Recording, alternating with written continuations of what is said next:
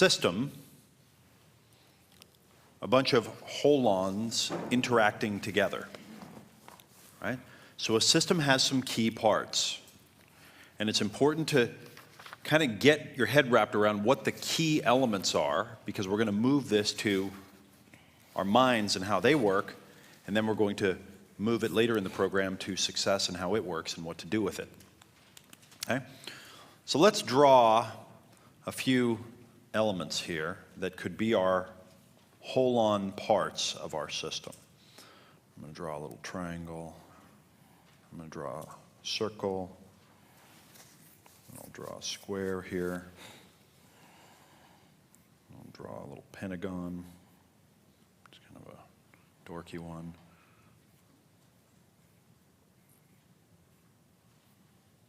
Octa. Okay, good.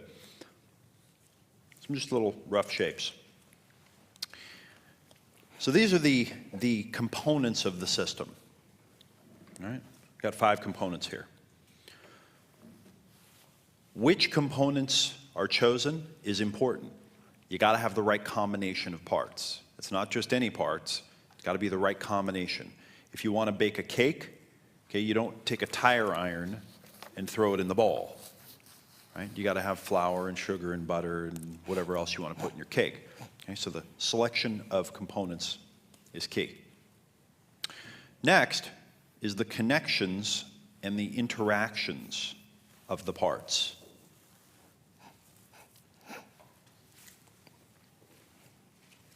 Okay, how they connect and how they interact.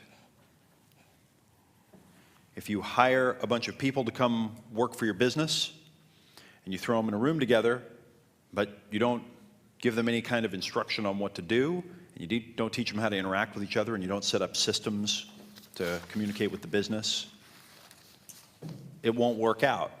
All the interactions have to be taken into account. When the right parts are put together, and when the interactions are hooked up, okay, so when the right holons are all put together, and when the communication and the interactions between them are hooked up, something kind of weird and magical happens. This is something that is just kind of I think the cutting edge of interesting, and that is that they start connecting up to each other and creating a system.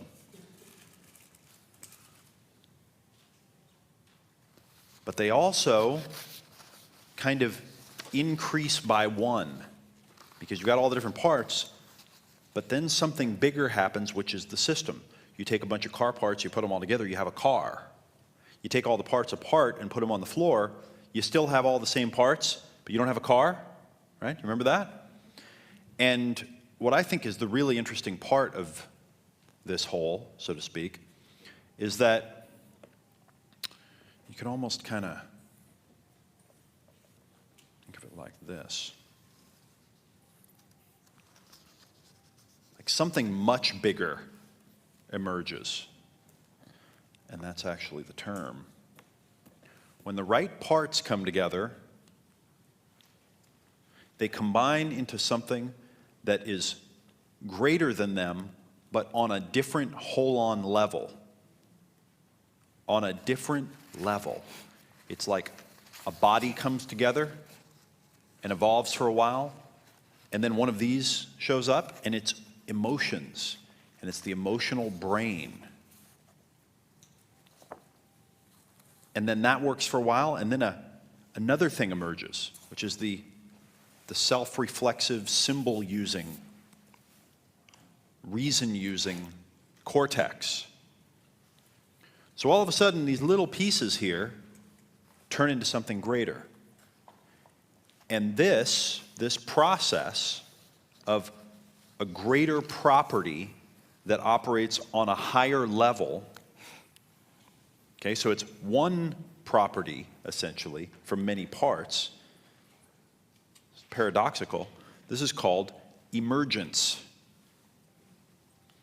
And the one property that shows up when the right combination gets together right? It's called an emergent property. Emergence and an emergent property.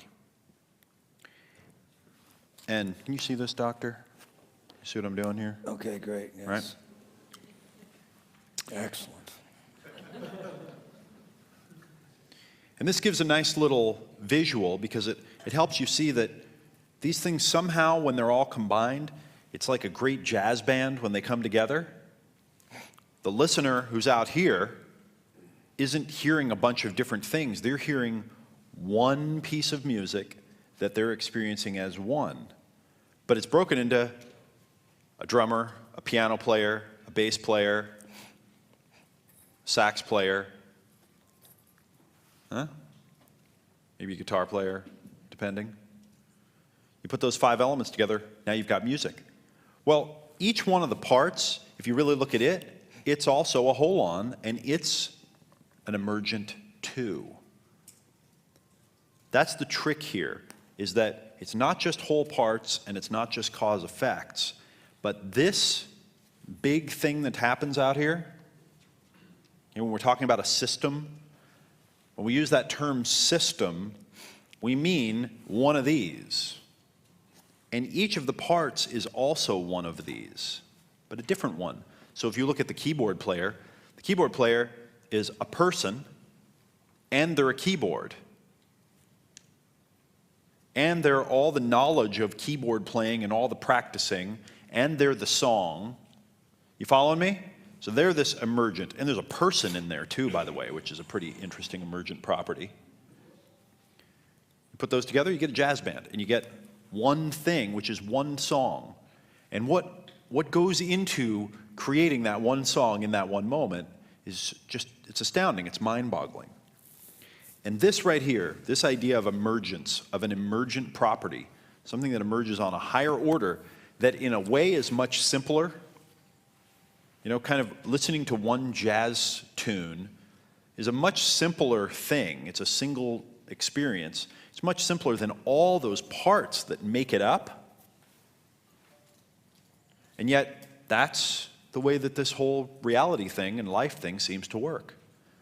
So hold-ons are not just whole parts. So they're not just one of these. And they're not just cause effects. So they're not just connected up to everything so that they're both an effect and a cause. But each of these is also an emergent. It's a unique combination of components that are interacting synergistically to create the jazz song. It's like a million individual little ants that when put together into one colony, it's a little thing that weighs 3 or 4 pounds, but operates as one creature that makes decisions, does architecture, right? Moves, does everything in an organized way. It emerges. Now, there's one more piece, and I don't know when or where you were going to get to this or talk about it, but I'll just... Are you going to leave emergence for the next piece? Not yet. Okay, because I wanted to add something on emergence, but anyway. Okay, so talk about emergence then. Okay, well, simply the one thing I want to add is simple, that this is where novelty comes into the world. This is where novelty comes into the world. Novelty. Without emergence would always be the same.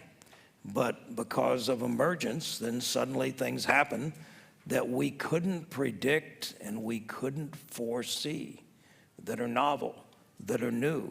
This is the pathway into the new. And the new comes as an emergent. And because it's emergent and we can't predict it ahead of time, that we can only discover it. We can only discover that the combination goes together to create the whole. So without emergence, the world would always be the same way it's always been. But because of emergence, the world is continually changing. As we put combinations of things together, new things emerge. As we put combinations of people together, new ideas begin to emerge that we couldn't predict ahead of time, that when looked for them from the past don't make sense, but then once they've emerged, suddenly they reorganize, and then everything suddenly then begins to fit into a new system, and things are able to move to a new level. So this is one of the most important things, because without it, without the emergence of the new, we would always be stuck in a static state. This is where growth, where evolution, where change, where development, where novelty, where difference, where newness comes from. So it's a very important point, which is emergence cannot be predicted. Okay, emergence can't be predicted. Obviously, if you're baking a cake and you know the recipe and we've already figured that one out, fine. But if you don't know the recipe, you would never be standing in like a wheat field and be looking at the wheat and look over at the cow and like, see some lightning come out of the sky and light a tree on fire and go, I'll bet if I put all this stuff together, that would be a bitchin' cake. That's not the way that it works. So it's unpredictable. And that's why it said that's where novelty comes from. So now you're getting a feel for the term emergence and emergent. What most people think that the word emergent or emerge or emergence means is to kind of come out of, right? Like he emerged from the building, like he opened the door and he walked out.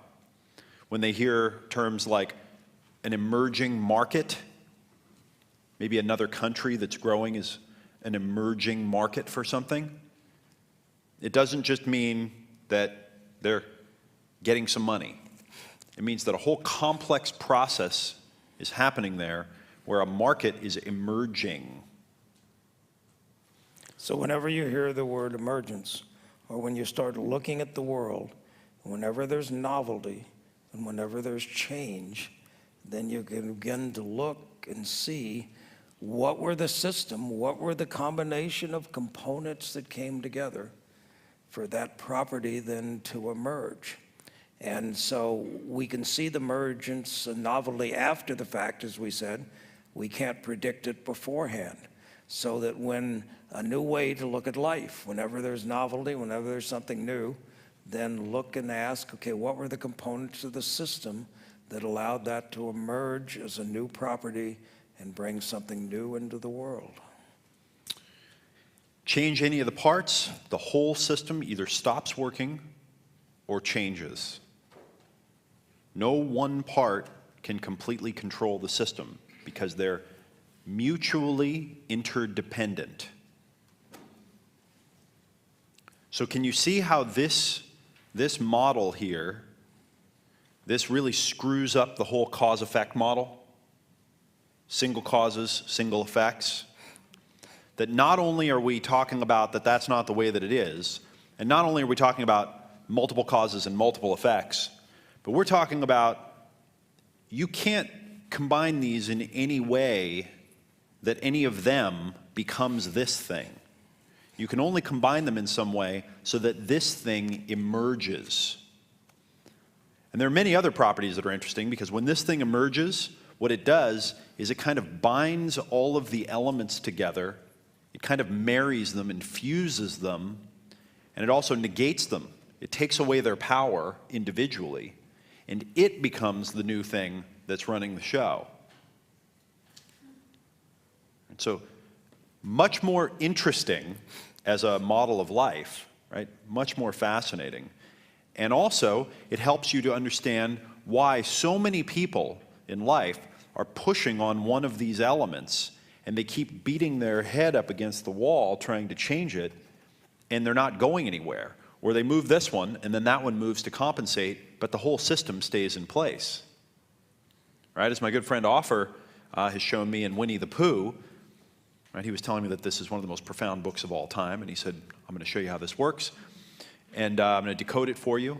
So we got on Skype, and I got my Winnie the Pooh book, and he opens it up, and we start reading the first paragraph, and it's, here comes Edward Bear down the stairs behind Christopher Robin, bump, bump, bump on the back of his head. If he suspects that there must be a better way to come downstairs if he could just stop for long enough to think about it. And then Offer says, That's the way most people live their lives, is they bump their head, bump, bump, bump, over and over and over. They know that there must be a better way, but they just don't stop long enough to think about it. Well, the average human being with their biased kind of cause-effect mind that then gets cultured and languaged and trapped in that whole game, and then put into the Aristotle's logic and the cause-effect model, isn't going to come up with this in a million years. Okay, it's the million monkeys sitting in a million typewriters, typing for a million years. One of them's going to type Shakespeare. Yeah. A million human chimps sitting and thinking about it for a million years. Right? On average, most of them will not come up with this. It's a special key to reality. It's a special key that unlocks a lot of doors and allows you to have a lot of leverage in your life, over the world, and over the jet. One very important emergent property, a very important emergent property that isn't discussed often, is the human personality. This experience of I, of me, my consciousness. It's one of these. And if you take a chunk out, as happens in accidents often, or a little stroke takes out a part of the brain, a little seemingly meaningless part of the brain, the whole thing changes. A person who's lived all their life is a good, honest, hardworking, ethical person, a little part of their brain gets screwed up, and all of a sudden they become unmotivated liar. It all matters. It's a very sensitive system. And this, these are, a lot of levels down, essentially infinite levels that we know of down, that are made up of the same thing, because every one of these parts is also one of these, and they're all different. And one last thing I'm going to say, and this is critical, because it's not only the parts, the individual parts, and it's not only the selection, the combination of them, and it's not only the interactions of them, and it's not only the emergent, but it's also the environment that this thing is inside of. The context.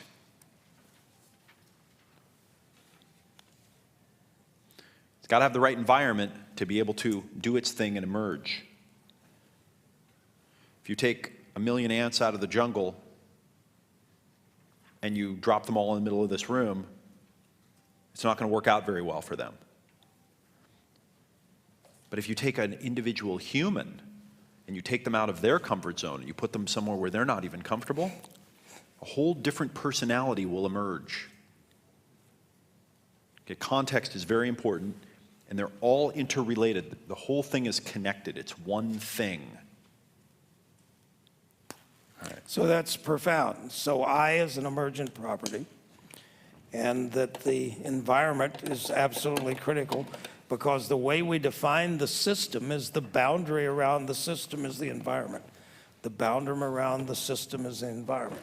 The system is made up of parts, and the parts are in interaction, and the parts are working together, and what the parts are surrounded by is the boundary, and the boundary around it is the environment which defines it.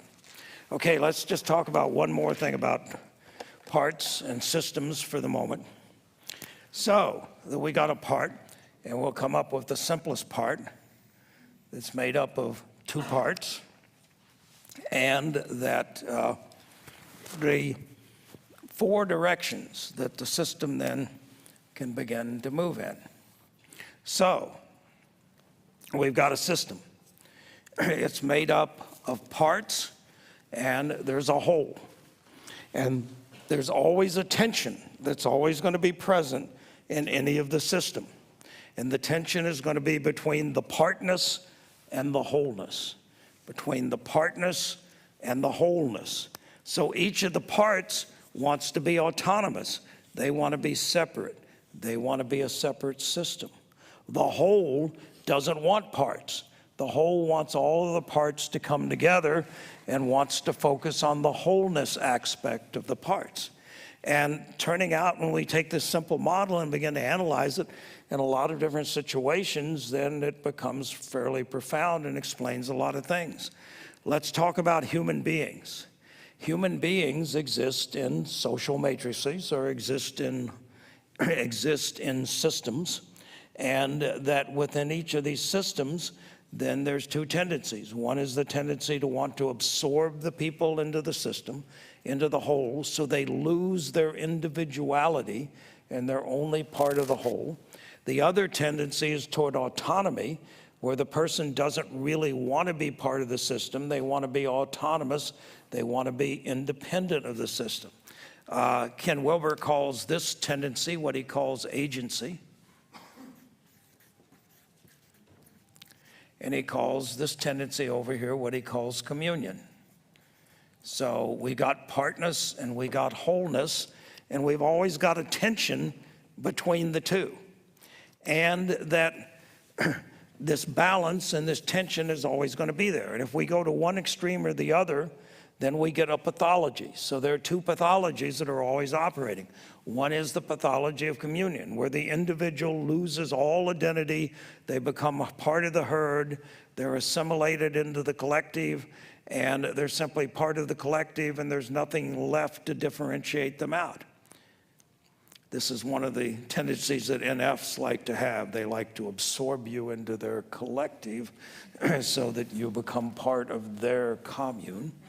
On the other hand, then you've got agency, and the pathology of agency is where now you're so separated from the community and from the whole that you're focused then purely on your partness, and you may engage in pathological acts and things that can be damaging to the whole because you're focusing on putting yourself against the whole. Well, why do you call it pathological? That sounds perfectly healthy to me. Well, I understand that. I tend to have a sympathy in that direction too, particularly when you're dealing with the NFs, and NTs are more likely to be over here. Okay, then we got agency and communion. And you know why? Yes. We're making them feel bad when we say that stuff. We are. I can't imagine. How could anybody have their feelings so out of control that anything we could say I don't think he heard me. any impact on that at all? It makes no sense to me, for crying out loud. Get it together, for God's sakes. Guys, I tried. Okay, I tried. Okay, so another way we look at this is between so-called rights and responsibilities. So that at the agency, it's all about rights. These are my rights as an independent individual. These are my rights. Don't impose on my rights. So we always got to have this balance in society from protecting the rights of the individual, but also individuals need to be responsible to the collective and need to behave in such a way that they don't damage or impale the collective. So this is the battle that's always going on, one of the major battles politically, one of the major battles that's always going on in society. There's always the tension between the people of the agency, the parts that want their partness and want their rights to stay apart, and the communion, the whole, that wants to absorb people into the whole and wants people to take on and assume the responsibilities that they have. So a lot of politics is a battle between these two things. The left is more likely to be focused on community, and the right is more likely to be focused on an individuality. So frequently there's the battle. Does it take a home or does it take a community? So which does it take? Or does it take both? So we've got this tension. We've got the tension between these two things that are always there. So just to finish this up, we can also go in two different directions. Things can break down when this tension gets too great, when the parts or the system dissolves. When the system dissolves, it breaks back into its parts. When the car breaks down, it no longer works, and we can take it to a junkyard, and the junkyard can take parts of it out and stick them in other cars, but now it's been going back into the parts. It dissolves into the way up, the way it came down. Now, another thing can happen, though, is that we can move in another direction. We can move in the direction of up, which is the direction of transcendence.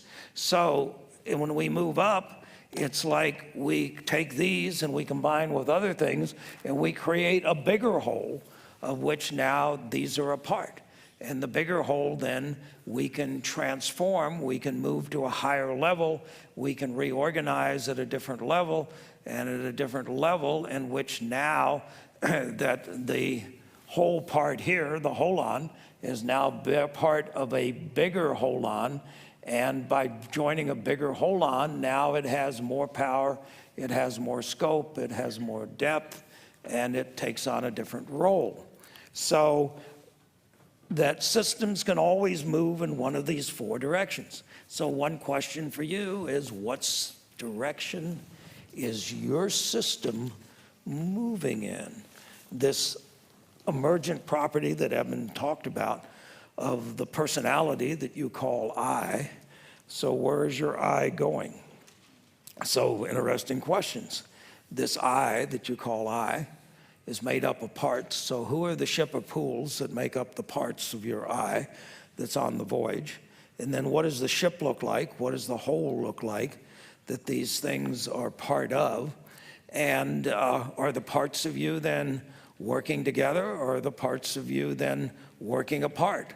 And are the parts of you demanding certain rights, or are the parts of you fitting in with the other parts in order to cooperate and collaborate and to have a communion into a whole? And what are you doing then? Are you, if you run into challenges, are you dissipating? Are you moving downward? Are you going backwards? Or are you evolving and moving upward and allowing this personality to grow and evolve, to develop and take on new parts, new meaning, in order to move to a higher level? Now then, we call this horizontal movement, we call it translation. The vertical movement we call transformation. So now then, so in the world today, then what will make you better? Whatever better means. The New Age community has many plans for you, if you're not aware of what some of those are. And they've got many things that if you were to do, quote, you would be better off or a better person. And so what frequently we end up doing is we can move in one of two directions. So there's all sorts of translation out there that says, do this, do this, do this. And it simply makes us to come up with a more refined form of where we are, a more refined form of where we are. And that's one way of improving, to be a more refined form of where we are. But there's a second way of improving, and that's to become not me. That's to move on to a new level. That's to transform. That's to leave the old me behind and become a new me. That's growth. That's transformation. That's evolution. And guess what? What is the greatest enemy of transformation? The greatest enemy of transformation is good translation. So the more you can figure out a way to be comfortable where you are, which is what translation is about, the less tendency and the less pressure to move on, to move up, to move on to something else. So therefore, this means that in this role of growth then, that simply figuring out a better way to be more comfortable where you are is the greatest enemy to moving on to become something else. And certainly in personal growth and spirituality occurs in the vertical dimension. And a lot of it is siphoned off by various schemes that make us more comfortable in the horizontal dimension. So this tension is always there. So we live in the middle. We live in the middle. We're always a war between agency and communion. And we're always at the cusp of whether we're going to stay where we are, whether we're going to move down, or whether we're going to transform and move up. Now then, so what this means is when you start looking at life and looking at situations and looking at yourself, which way are you going? Which way are you going? Are you going toward more partness Are you going toward more wholeness? Or are you going down where you're going backwards, or are you moving up? And so you got 4 dimensions to measure yourself in. And by looking at these 4 dimensions is going to be an important part. And if you're going to use your brain in order to create success, what do you mean by success? Is success more independence, more agency? Is success more integration, more wholeness, more community? Is success moving backwards? Or is success staying where you are? Or is success moving upward, which means you got to leave where you are behind, which not always, but frequently may be a painful process, depending on how wedded you are to where you are. The bad news is the universe is ready for you to make a move.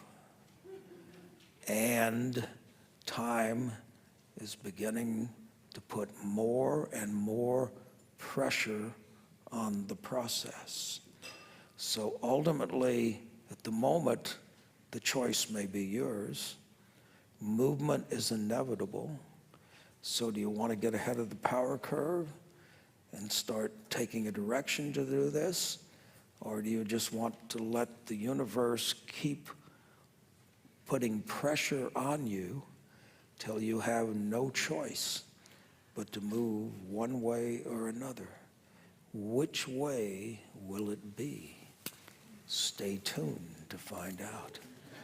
I, knowing this gentleman to my right and knowing his basic tendencies in life, have a sad feeling that if you were one of those people that thought you would just wait, or you wanted to keep things the way you are, or thought maybe the time was not now, that other people might have other ideas. So what I would suggest is that you prepare yourself. You prepare yourself for inevitable change that's going to be coming. But also, because I understand the infinite compassion of this gentleman, I know that he's not going to simply throw you to the wolves, that he's going to lead you into the promised land, and that he will go forth himself in front of you, and that you will follow him, so that you don't need to be worried that you're going to be lacking the resources to make the journey. What you need is the courage to use those resources that have so far been provided and that are going to continue to be provided. And when you do that, miracles happen. All right. Now we've just added another important piece to the puzzle, critical piece. Okay, a critical piece of what is emerging, critical component. We need to link it up with some of the others and integrate it with your vision. You notice how I have been saying, let's refine the vision and integrate it into what we're learning.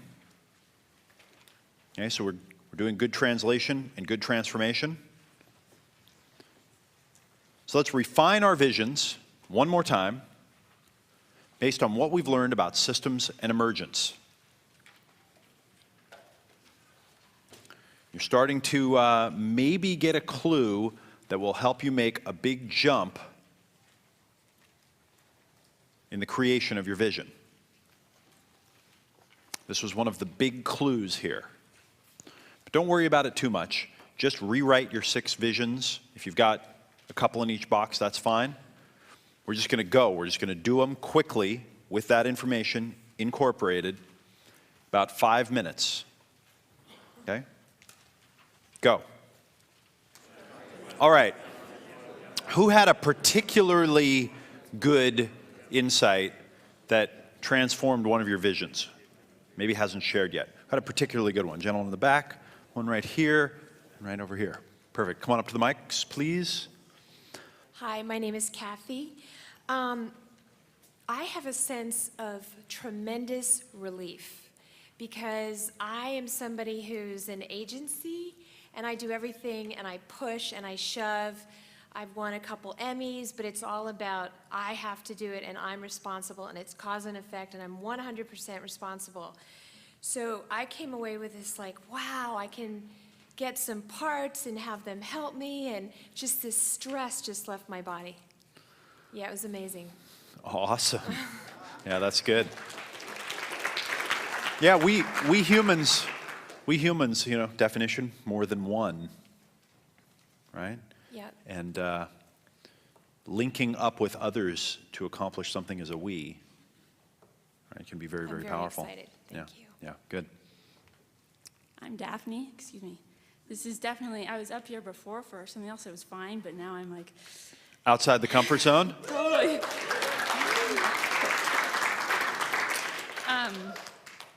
So for me, when Wyatt drew that chart, this chart, Yeah. it totally, there was an insight that happened, which was, oh, I keep moving along in this horizontal line, just making things better, but feeling comfortable. And if I want transformation, then I actually have to do something radically different. And so that really transformed my visions, because I realized that they were kind of getting vague and feeling all nice and big, but that I wasn't committing to anything because I wasn't stepping into them in a way that I knew I would have to if I wanted to transform. So that's... Good. That's a great insight. Thank you. Yeah. Nice.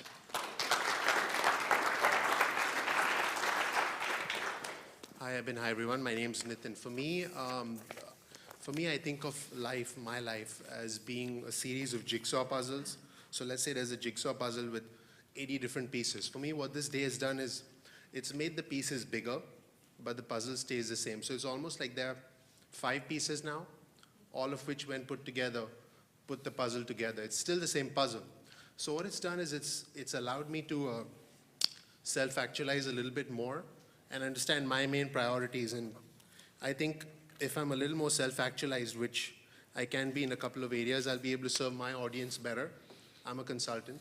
So what it's done is it's essentially made the pieces of the puzzle bigger. Does that make sense? Yeah. What's the vision that it affected most? I think I need to be more self-actualized emotionally, more peace, calm, and love, and time for my family. Mm-hmm. And I feel if I get better at doing that, I'll get better at what I do and help and empower others to do that. Great. Okay, so you want to be more self-actualized emotionally. Exactly. And by the way, self-actualization, right, exists on a vertical scale of development. It's a transformational, evolutionary process, right? It means putting a whole bunch of other pieces together, and then self-actualization literally emerges on them. So what would be something that you could do that would be a great component that if you set it in life, it could start interacting with the other things that are already there, and self-actualization would emerge? Managing my time better so I don't allow my work and my tasks to encroach on my time with my family. Quite simply, time management, so that I can balance the emotional needs, my emotional needs with the needs of my family. I can balance. So let's talk specifically about time management. In what way? Well, I tend to stay up until 1 a.m., 2 a.m., sometimes working on projects that I need to finish to manage my business. I realize that I need to delegate much more effectively so that I'm not up that late. I realize that... So if you started delegating better, would you go to sleep earlier? Absolutely. You would? Okay. So delegate what? Delegate the components. Do you hear what I'm doing here? Hear me following the path to figure out what it really is? Okay, so delegate what? Delegating components that I don't need to execute myself in my business. For example, sales copy would be an important component. Basic stuff like some web design, some image manipulations. Which is the one that's editing. 50 or 60% of your time, or 80%? Which is the one area? Observing and improving my educational material that I put out to my audience. And I feel the editing of that material, the formatting of that material, the design of that material is, I wouldn't say it's irrelevant, but it's something I can delegate. Okay, so if you delegate the design and editing of your materials, that could lead to you not staying up late at night, which could lead to you getting the relationship you want with family and being more self-actualized. Exactly, which in turn will allow me to serve my audience better. Okay, great. Which is- So what would you need to do to delegate that? Quite simply to step away from some of the things myself that I don't need to do, step away, and I have the resources to delegate. I just need to do it. Okay, good. It's What would have to happen so you did it, to make sure that you actually did it? this event. That's good. But I mean, like, what has to happen? Do you have to go back home and put together a package of things and put them all in a box of things that where all the editing and design and software and materials are, and then bring it to the office and hand it to someone and say, okay, this is yours now? Yeah. Or what do you need to do? What I would do is each time I do a task or each time I look at a task on my to-do list, No, that's in the content.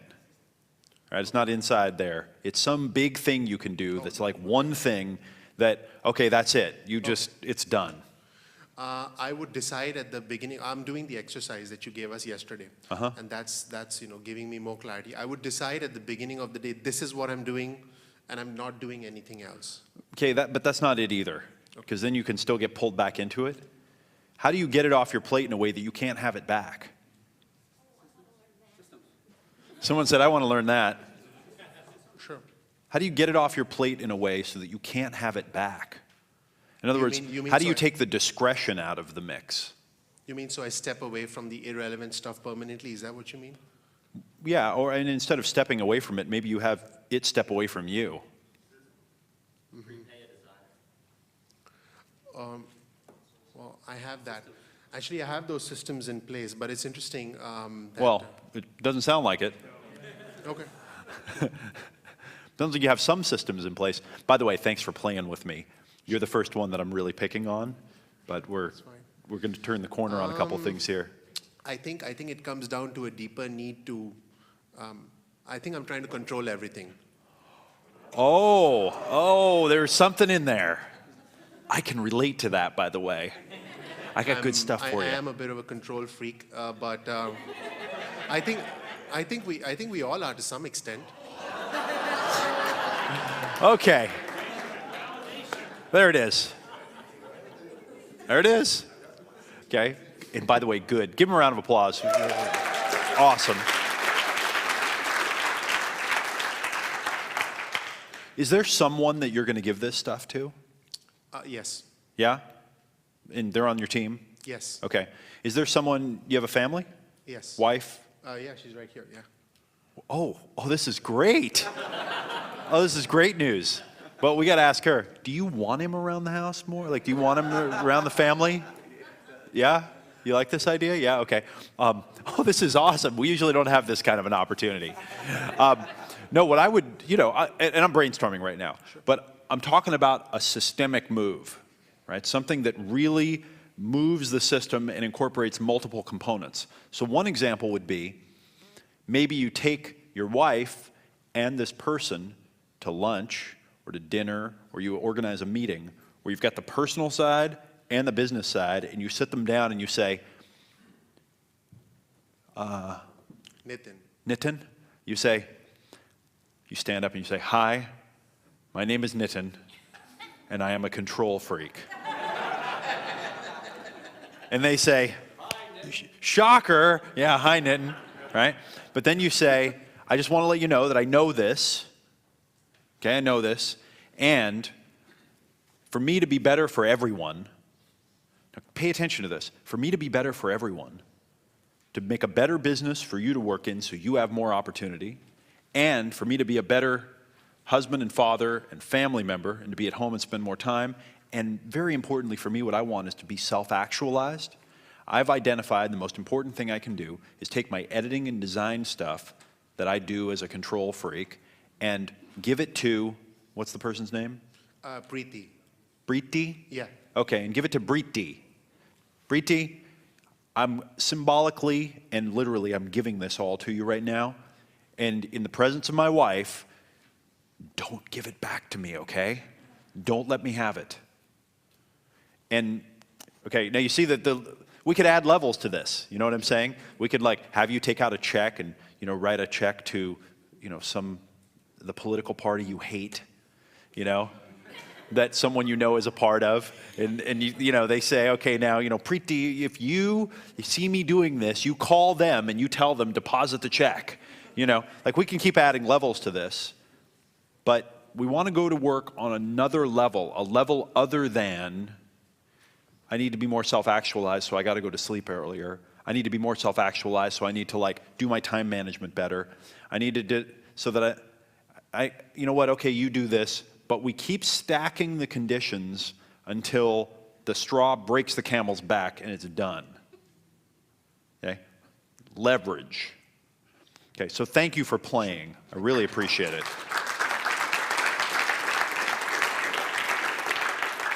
Do you want to come? So, you want to share too, since we're letting this guy in? No, these are two close people in my life, and I just know they're going to have good ideas. And I think I'm exhibiting some kind of unfair preference to them, but we're going to go with it. This is an important moment. So this is a question. Every single emotional, internal, external thing that I vision, I solve through either physical or logical, external, internal. Is that, well, of course it's not an absolute because there are no absolutes. But is that a happen often? Is that an absolute sometimes? You know, actually, where we're going is, and I'll just let the cat out of the bag now, I don't really think you can do anything directly. So I think you're probably doing a very effective strategy. That's my guess. So then the converse is potentially true where the logical can be solved by the emotional. Exactly. But I just don't see them because I'm such a feeler. And I don't need them or something. Maybe. Maybe. Yeah. Yeah, exactly. I'll tell you, okay, I'll admit it. I'm not really strong in the emotional domain. And I've learned over the last several years especially that sometimes problems that I'm trying to solve on a logical or physical level, if I just stop and say, oh, wait a minute, how am I feeling about this? And then just make my feelings known or transparent, the whole other issue just disappears in front of me. And I go, oh, I feel like it's a magic power that I have. That's what's going on for me. Right. So, yeah, interesting. Cool. Yeah, we'll have to jam on that as part of the program later on as we solve some other things. It's a great question and insight. Similarly, hi, I'm Annie Lala from New York. Okay, so as soon as we saw the Wilbur graph, I realized that if I act from a higher level system, like, I don't know, at the level of relationship or, you know, what I want from this situation, and I look down to the emotional state that's on the horizontal level, and I toggle back and forth, and so when I'm in the emotional state, I recognize that does this emotional state contribute to, or antagonize, or get in the way of the higher level system that I'm working towards, and that gives me, like, that's a logical leap that allows me to transcend the emotional, I don't know, mire that I might be in. So that was interesting. I rarely use logic to get out of emotion, so that was new. Ooh, that's a good one.